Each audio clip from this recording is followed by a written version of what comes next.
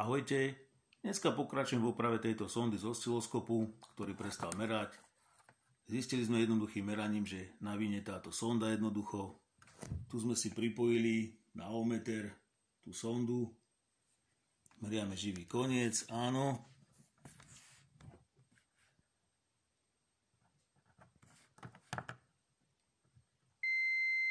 Čiže tu sme. Signál je tu bez problémov. Pokračuje tu na.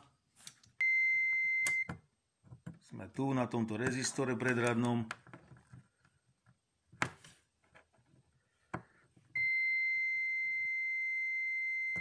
Ale ďalej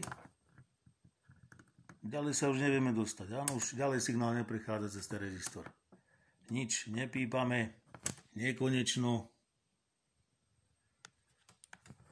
Takže jednoznačne navinie tento rezistor, ktorý jednoducho je prerušený a preto nám ten osciloskop prestal merať, pretože zhorel tento rezistor. Tu máme zväčšený ten rezistor, odfotený zväčšený, pekne vidno stredom, ako je prepálený, hodnota 1000 ohmov.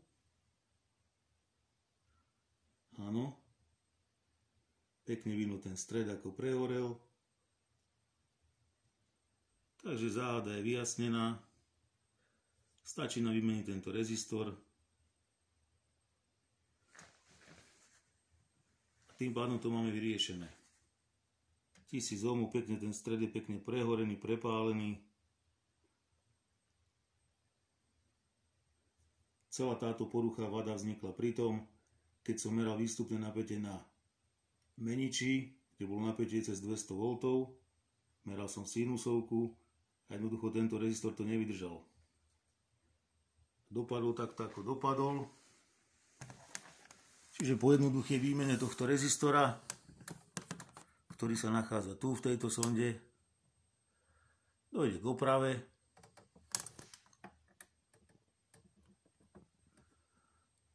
A osciloskop znova bude fungovať.